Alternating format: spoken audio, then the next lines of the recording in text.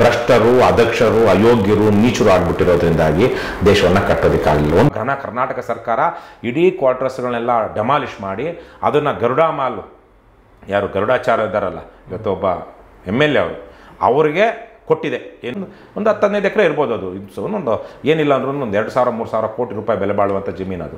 ಇವತ್ತು ರಾಜಕಾರಣಿಗಳನ್ನ ನಾನು ಓದ್ದೇ ಇರೋರು ಅಂತ ಹೇಳೋದಿಲ್ಲ, ಕ್ರಿಮಿನಲ್ಗಳು ಅವರಷ್ಟೇ ಬಹುತೇಕರು. ಅವತ್ತು ಬಡತನದಲ್ಲಿದ್ದಾಗ ದೇಶ ಕಟ್ಟಿದಂಥ ಕ್ವಾರ್ಟರ್ಸ್ ಅವು. ಆದರೆ 10 ವರ್ಷ ಆ ಕ್ವಾರ್ಟರ್ಸಲ್ಲಿ ಬದುಕಲಿಲ್ಲ. ಒಂದು 8-10 ಜನ ಸತ್ರು ಆ ಕ್ವಾರ್ಟರ್ಸ್ಗಳಲ್ಲಿ. ಇವತ್ತು IAS IPS ಆಫೀಸರ್ಗಳು ಹೋಗಿ ಅಯೋಗ್ಯರ ಹತ್ರ ತಲೆ ಬಗ್ಗಿಸ್ಕೊಂಡು ಬಾರ್ಗಳಲ್ಲಿ, 5 ಸ್ಟಾರ್ ಹೋಟ್ಲಲ್ಲಿ ಮಜಾ ಮಾಡಿಕೊಂಡು ಡೀಲ್ ಆಗ್ತಾ ಇದ್ದಾರೆ. ದೇಶದ ಗಡಿಯಲ್ಲಿ ಸೈನಿಕರು ದೇಶವನ್ನು ಕಾಯೋದಿಕ್ಕೆ ಕೆಲಸ ಮಾಡ್ತಾರೋ ಅದೇ ರೀತಿಯಲ್ಲಿ ದೇಶದ ಒಳಗಡೆ ದೇಶವನ್ನು ಕಟ್ಟೋದಕ್ಕೆ ಸಂಬಳ ತಗೊಂಡು ಕೆಲಸ ಮಾಡೋರು ಯಾರು? ಸರ್ಕಾರಿ ನೌಕರರು. ಆ ಇಡೀ ಸರ್ಕಾರಿ ನೌಕರರ ಒಂದು ದೊಡ್ಡ ಗುಂಪು ಅಥವಾ ಒಂದು ಮೆಜಾರಿಟಿ ಜನ ಭ್ರಷ್ಟರು, ಅದಕ್ಷರು, ಅಯೋಗ್ಯರು, ನೀಚರು ಆಗಿಬಿಟ್ಟಿರೋದ್ರಿಂದಾಗಿ ದೇಶವನ್ನು ಕಟ್ಟೋದಕ್ಕಾಗಲಿಲ್ಲ. ಒಂದು ಉದಾಹರಣೆ, ಒಂದು ಸರ್ಕಾರಿ ಶಾಲೆ ನೋಡಿ ನಮ್ಮ ರಾಜ್ಯದಲ್ಲಿ ನೋಡ್ಕೊಂಡು ಬನ್ನಿ. ಯಾವ ಸರ್ಕಾರಿ ಕಳೆದ 20 ವರ್ಷಗಳಲ್ಲಿ ಕಟ್ಟಿರುವಂಥ ಸರ್ಕಾರಿ ಶಾಲೆಯ ಕಟ್ಟಡ 10 ವರ್ಷ 15 ವರ್ಷ ಅದು ಕಾಯಿಸಿದೆ. ಇಲ್ಲ ಸೋರ್ತಾ ಇರುತ್ತೆ, ಇಲ್ಲ ಬಳಸ್ತಾ ಇಲ್ಲ ಸುಣ್ಣ ಬಣ್ಣ ಕಳ್ಕೊಂಡಿರುತ್ತೆ, ಕಿತ್ತೋಗಿರುತ್ತೆ, ಪ್ಲಾಸ್ಟಿಂಗ್ ಕಿತ್ತೋಗಿರುತ್ತೆ. ಒಂದು ದೃಢವಾದ ಕಟ್ಟಡಕ್ಕೆ ಕಟ್ಟೋದಕ್ಕೆ ಬೇಕಾದಷ್ಟು ಹಣವನ್ನು ನಾವು ಆಲ್ರೆಡಿ ಕೊಟ್ಟಿದ್ದೀವಿ. ಆದರೆ ಕಳಪೆ ಕಾಮಗಾರಿಯಿಂದಾಗಿ, ಭ್ರಷ್ಟಾಚಾರದಿಂದಾಗಿ 70 ವರ್ಷ 100 ವರ್ಷ ಕಟ್ಟಡ ಬರಬೇಕಾಗಿದ್ದಂಥ ಕಟ್ಟಡ 10 ವರ್ಷ ಬರ್ತಾಯಿದೆ. ಇಲ್ಲೇ ನಾವು ಕೂತಿರೋ ಜಾಗದಿಂದ ನಾನು ವಾಸ ಮಾಡ್ತಿರೋದು ಕೋರಮಂಗಲ ನ್ಯಾಷನಲ್ ಗೇಮ್ಸ್ ವಿಲೇಜಲ್ಲಿ. ನ್ಯಾಷನಲ್ ಗೇಮ್ಸ್ ವಿಲೇಜ್ ಎದುರುಗಡೆನೆ ಆವತ್ತಿನ ಕಾಲಕ್ಕೆ, ಇವತ್ತಿನ ಕಾಲಕ್ಕೆ ಬಹುಶಃ 200, 300, 500 ಕೋಟಿಯಷ್ಟು ಆಗ್ತಿತ್ತೇನೋ. ಆದರೆ 25-30 ವರ್ಷಗಳಿಂದನೇ ಸಾವಿರಾರು ಲೆಕ್ಕದಲ್ಲಿ EWS ಕ್ವಾರ್ಟರ್ಸ್ ಮಾಡಿದ್ರು. ಇನ್ನು ಎಕನಾಮಿಕಲಿ ವೀಕರ್ ಸೆಕ್ಷನ್ಸ್ ಅಂದರೆ ಇರುವಂಥ ಸ್ಲಮ್ ವಾಸಿಗಳಿಗೆ ಒಂದು ಅಪಾರ್ಟ್ಮೆಂಟ್ಗಳು ಕಟ್ಟಿದ್ರು. ಆ ಅಪಾರ್ಟ್ಮೆಂಟ್ಗಳಿಗೆ ಇವತ್ತಿನ ಲೆಕ್ಕದಲ್ಲಿ 200, 300, 400 ಕೋಟಿ ಪ್ರಾಜೆಕ್ಟ್ ಏನೋ. ಆವತ್ತು ಬಡತನದಲ್ಲಿದ್ದಾಗ ದೇಶ ಕಟ್ಟಿದಂಥ ಕ್ವಾರ್ಟರ್ಸ್ ಅವು. ಆದರೆ 10 ವರ್ಷ ಆ ಕ್ವಾರ್ಟರ್ಸಲ್ಲಿ ಬದುಕಲಿಲ್ಲ. ಒಂದು 8-10 ಜನ ಸತ್ರು ಆ ಕ್ವಾರ್ಟರ್ಸ್ಗಳಲ್ಲಿ. ಯಾಕೆ? ನೀರು ಚಿನ್ಗೋದಿಕ್ಕೆ ಶುರುವಾಗಿ ಎಲೆಕ್ಟ್ರಿಕ್ಯೂಟ್ ಆಗಿ ಸತ್ರು ಜನ, ಕಟ್ಟಡ ಬಿದ್ದು ಸತ್ರು. ಕೊನೆಗೆ ಸರ್ಕಾರ, ನಮ್ಮ ಕರ್ನಾಟಕ ಸರ್ಕಾರ ಇಡೀ ಕ್ವಾರ್ಟರ್ಸ್ಗಳನ್ನೆಲ್ಲ ಡೆಮಾಲಿಷ್ ಮಾಡಿ ಅದನ್ನು ಗರುಡ ಮಾಲ್, ಯಾರು ಗರುಡಾಚಾರ್ಯ ಇದ್ದಾರಲ್ಲ ಇವತ್ತು ಒಬ್ಬ MLA ಅವ್ರಿಗೆ ಕೊಟ್ಟಿದೆ. ಏನು, ಅಲ್ಲೊಂದು ಮಾಲ್ ಕಟ್ಟಿ ಆ ಮಾಲು ಕಮರ್ಷಿಯಲ್ ಮಾಡ್ಕೊಳ್ಬೋದು ನೀವು, ಮತ್ತು ಉಳಿದ ಜಾಗವನ್ನು ನೀವು ಬಡವ್ರಿಗೂ ಒಂದಷ್ಟು ಅಪಾರ್ಟ್ಮೆಂಟ್ ಕಟ್ಕೊಡ್ಬೇಕು, ಮಿಕ್ಕದನ್ನು ನೀವು ಮಾನಿಟೈಸ್ ಮಾಡ್ಕೊಳ್ಬಹುದು. ಯಾಕಂದರೆ ಸರ್ಕಾರದ ಪಾತ್ರ ಏನಿಲ್ಲ, ನಾವು ಜಮೀನು ಕೊಡ್ತಾ ಇದ್ದೀವಿ. ಒಂದು 10-15 ಎಕರೆ ಇರ್ಬೋದು. ಅದು ಒಂದು ಏನಿಲ್ಲ ಅಂದ್ರೂ ಒಂದು 2,000-3,000 ಕೋಟಿ ರೂಪಾಯಿ ಬೆಲೆ ಬಾಳುವಂಥ ಜಮೀನು ಅದು. ಅಲ್ಲಿ ಒಂದು ಪೋರ್ಷನನ್ನು ನೀವು ಬಡವರಿಗೆ ಮನೆಗಳು ಕಟ್ಕೊಡ್ಬೇಕು, ಮಿಕ್ಕದನ್ನು ನೀವು ಅಲ್ಲಿ ಮಾಲ್ ಆದರೂ ಕಟ್ಕೊಳ್ಳಿ, ಏನಾದರೂ ಮಾಡ್ಕೊಳ್ಳಿ, ಅಪಾರ್ಟ್ಮೆಂಟ್ ಆದರೂ ಮಾಡ್ಕೊಳ್ಳಿ ಅನ್ನೋ ಥರಕ್ಕೆ ಕೊಟ್ಟು ಅದಕ್ಕೆ ನಾವು ಒಟ್ಟಿನಲ್ಲಿ ಮಾಡ್ಕೊಂಡು ಅಗ್ರಿಮೆಂಟು 15 ವರ್ಷದಿಂದ ನಡೀತಾ ಇದೆ, ಇನ್ನೂ ಕೆಲಸ ಮುಗಿದಿಲ್ಲ. ಸರ್ಕಾರದ್ದೇ ಜಾಗ, ಸರ್ಕಾರದ್ದೇ ವಸ್ತಿ. ಆದರೆ ನಾನು ಕೇಳಿದ್ದು ಎರಡನೇದು ಪ್ರಶ್ನೆ ಇದು, ಇವತ್ತಿಗೂ ಅದು ಮುಗಿದಿಲ್ಲ. ಅಲ್ಲಿ ಎಂತೆಂಥ ಅಕ್ರಮಗಳಾಗಿರ್ಬೋದು ಅಂತ ಯೋಚನೆ ಮಾಡ್ಬೋದು. ಆದರೆ ಆ ಕ್ವಾರ್ಟರ್ಸನ್ನು ಹಿಂದೆ 20 ವರ್ಷ 15 ವರ್ಷದಿಂದ ಡೆಮಾಲಿಷ್ ಮಾಡುವಂಥ ಸ್ಥಿತಿ ಯಾಕೆ ಬಂತು?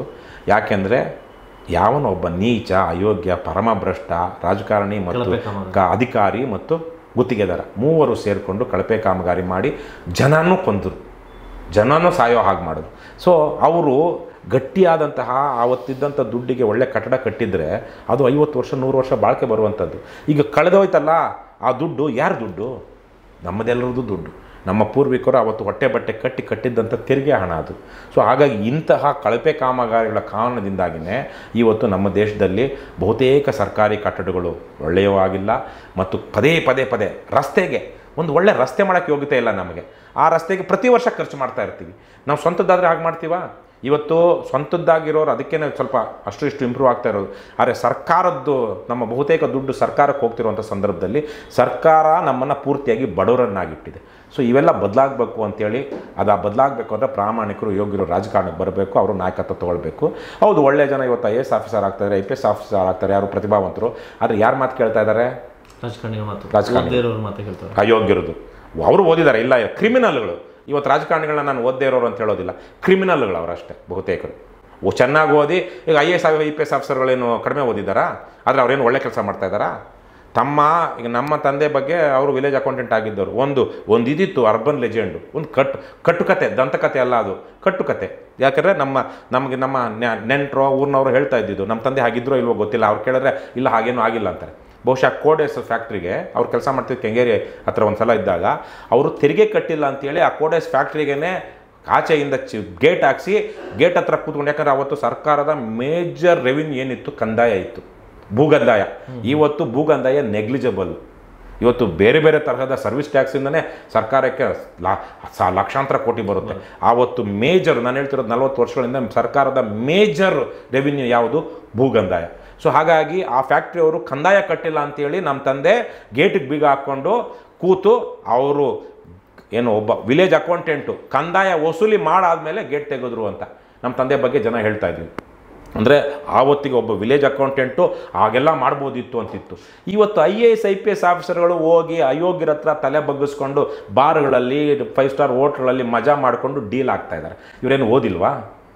ಇವ್ರಿಗೆ ಎಷ್ಟು ಶಕ್ತಿ ಇರ್ಬೋದು, ಆದರೆ ಎಲ್ಲಿದೆ? ಆವತ್ತು ಬಹುತೇಕ ಜನ ಹಂಗಿದ್ರು, ಇವತ್ತು ಬಹುತೇಕ ಜನ ಭ್ರಷ್ಟರಾಗ್ಬಿಟ್ಟಿದ್ದಾರೆ. ಇಲ್ಲಿ ಹೋಗಿರೋದು ಮೌಲ್ಯಗಳಷ್ಟೇ. ಏನು ದೇಶದ ಬಗ್ಗೆ ಗೌರವ ಇಲ್ಲ, ತಾನು ನ್ಯಾಯವಾಗಿ ಬದುಕಬೇಕು ಅಂತೇಳಿ. ಇತ್ತೀಚೆಗೆ ನಾವು ನೋಡಿದ್ವಿ, ಒಂದು ದುರಂತ ಆಯಿತು ರಾಜ್ಯದಲ್ಲಿ. ಒಬ್ಬ DG IGP ಆಗಿದ್ದವ್ರು ಸತ್ರು. ಅವ್ರಿಗೆ ಇಡೀ ರಾಜ್ಯದ ನಂಬರ್ 1 ಕಾಪ್, ಅಂದರೆ ಇಡೀ ಪೊಲೀಸ್ ಇಲಾಖೆಗೆ ಅತ್ಯುನ್ನತವಾದಂತಹ ಹುದ್ದೆ. ಇವತ್ತು ಎಷ್ಟು ಜನ ಪೊಲೀಸರು ನಾವು ಅರೆಸ್ಟ್ ಆಗ್ತಿರೋದು, ಜೈಲ್ಗೆ ಹೋಗ್ತಿರೋದು ನೋಡಿ. ಮೊನ್ನೆ 3 ಜನ 4 ಜನ ಪೊಲೀಸ್ ಇನ್ಸ್ಪೆಕ್ಟರ್ ಎಲ್ಲ ಜೈಲ್ಗೆ ಹೋದ್ರಲ್ವಾ, ಯಾವುದೋ ಡೀಲ್ ಮಾಡೋದಕ್ಕೆ ಹೋಗಿ. ಈ ಥರಕ್ಕೆ ಇವರೆಲ್ಲ ಓದಿರೋರಲ್ವಾ, ಓದಿರೋರೆ, ಒಳ್ಳೆ ಹುದ್ದೆಯಲ್ಲಿರೋರೆ, ಆದರೆ ಇವರಿಗೆ ದಕ್ಷತೆ ಇಲ್ಲ, ಪ್ರಾಮಾಣಿಕತೆ ಇಲ್ಲ.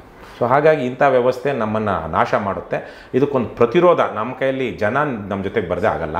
ಹಾಗಾಗಿ ಪ್ರತಿರೋಧ ಒಡ್ಡುವಂತಹ ಕೆಲಸವನ್ನು ಇವತ್ತು ನಾವು ಕರ್ನಾಟಕ ರಾಷ್ಟ್ರ ಸಮಿತಿ ಪಕ್ಷದಿಂದ ಮಾಡ್ತಾ ಇದ್ದೀವಿ.